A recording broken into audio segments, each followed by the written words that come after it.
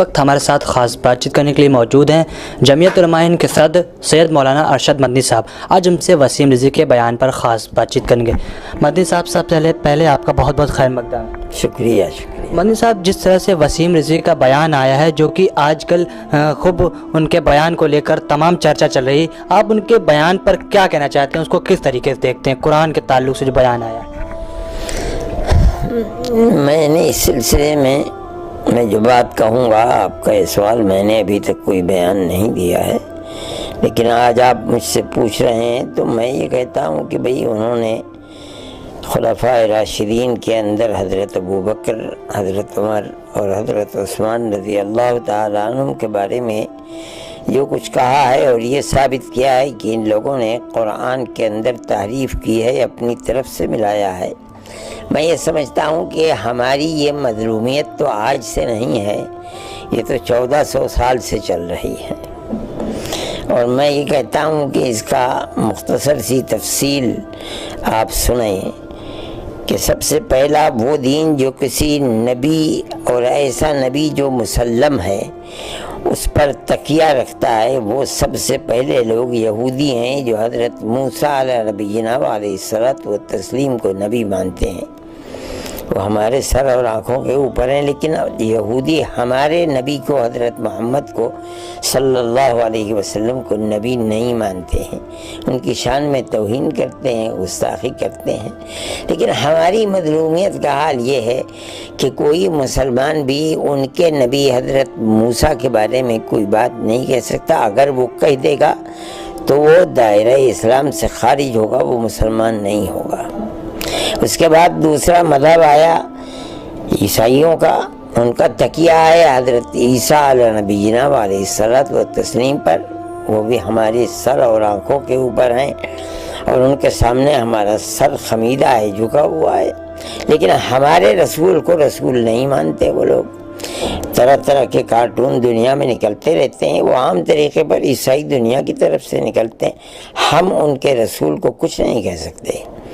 ہمارا سر تسلیم خم ہے اس کے سامنے، اس لیے ہم تو مظلومیت ہی کا شکار ہیں۔ اب اس کے بعد آئیے برادران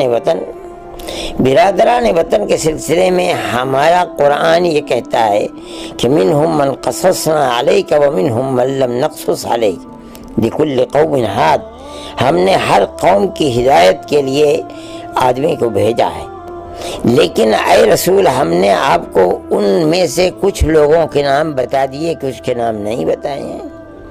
اس لیے وہ آئے دن ہمارے رسول کے خلاف نادان لوگ ہیں، کارٹون بھی نکالتے رہتے ہیں، طرح طرح کی باتیں بھی کرتے رہتے ہیں۔ ہم اپنی زبان سے ان کے اوتاروں کے سلسلے میں کچھ نہیں، ہو سکتا ہے کہ وہ نبی ہوں، رہ گیا ہے ان کی تعلیمات جو نبیوں کی تعلیمات کے خلاف ہے اور توحید کے خلاف ہے، تو چونکہ ان کو ہزاروں سال، 50,000 سال، بلکہ بعض لوگ کہتے ہیں کہ لاکھوں سال پہلے وہ دنیا میں آئے تھے، تو زمانے کے گزرنے کے ساتھ جیسے یہودیوں نے اپنے نبی کی تعلیمات کے اندر شرک کو داخل کر دیا، عیسائیوں نے اپنے نبی کی تعلیمات کے اندر شرک کو داخل کر دیا، ہو سکتا ہے ان لوگوں کی یہ تعلیمات نہ ہوں، لیکن زمانہ گزرنے کے بعد وہ تعلیمات بدل گئی ہیں۔ اس لیے ہم ایسی مظلومیت کا شکار ہیں کہ ہماری زبان بند ہے، ساری دنیا ہمارے خلاف ہے، لیکن ہم اپنی زبان سے ان کے پوروجوں کو کچھ نہیں کہہ سکتے۔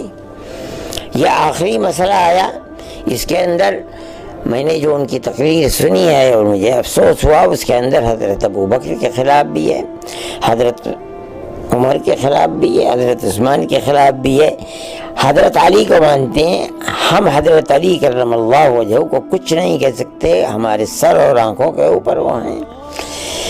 بلکہ ہمیں یہ خطرہ ہے کہ اگر کوئی بدنصیب مسلمان ان کے بارے میں یا اہل بیت کے بارے میں کچھ کہے گا تو خطرہ ہے کہ کہیں وہ ایمان سے محروم نہ ہو جائے۔ اس لیے ہم تو سب کچھ سنتے ہیں اور سن کر خاموش رہ جاتے ہیں، ہم کچھ نہیں کر پاتے ہیں۔ ہم نے صرف ایک مثبت انداز میں، اس پوری امت نے اس کا جواب دیا ہے، ان کو کچھ نہیں کہا، نہ ہم ان کے بارے میں کچھ کہہ سکتے ہیں۔ حضرت علی تو ہمارے سر اور آنکھوں کے اوپر ہیں۔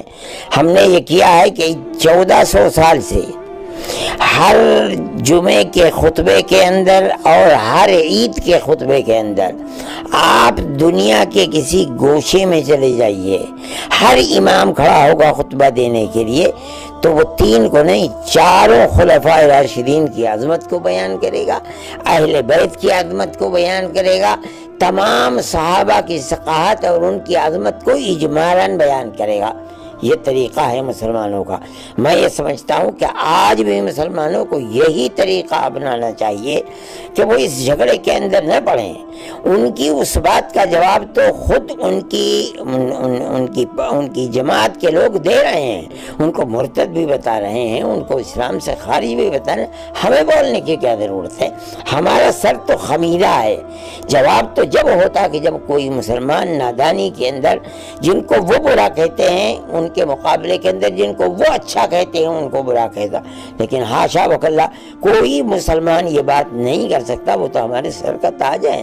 اس لیے میں یہ سمجھتا ہوں کہ مسئلے کی اس طریقے کی اہمیت کو لے کر چلنا چاہیے اور یہی کردار پیش کرنا چاہیے، چاہے وہ یہودی ہوں، چاہے وہ عیسائی ہوں، چاہے وہ ہمارے برادران وطن ہوں، ہم کچھ نہیں کہیں گے، اور چاہے وہ رضوی صاحب اور ان کے لوگ، ہم نہیں کچھ کہتے ہیں، ہم تو خاموش ہیں۔ اگر ہم کوئی جواب دیں گے اس باتن دیں گے، نفیاً کوئی جواب نہیں دے سکتے۔ میں تو یہی سمجھتا ہوں اور میری یہی رائے ہے، اور مسلمان کا یہی کردار ہونا بھی چاہیے۔ حضرت جیسا کہ جو وسیم ہے، وسیم رضوی، تو وہ نہ تو کوئی عالم ہے، نہ تو کوئی فاضل ہے، نہ تو کسی کوئی ایسے تعلیمی ادارے درسگاہ کے ہیں کہ ان کی بات کو بہت مانا جائے۔ ایسا کہا جا رہا ہے کہ وہ کسی بڑی سازش کا شکار ہے، اور چونکہ وہ عہدہ چاہتے ہیں اور ان پر کئی مقدمات بھی ہیں، اس لیے ایسی حرکت کر رہے ہیں۔ اس پر کیا؟ میں یہی بات کہتا ہوں کہ اگر مسلمان اس سے صرف نظر کرے اور مثبت انداز کے اندر کہے، ان کے مقابلے کے اوپر کھڑا نہ ہو، تو میں سمجھتا ہوں کہ ان کی بات کا صحیح جواب یہ ہوگا۔ نہیں تو وہ جس سازش کی بنیاد کے اوپر کہہ رہے ہیں اس کا خطرہ ہے کہیں وہ کامیاب نہ ہو جائیں اس کے اندر۔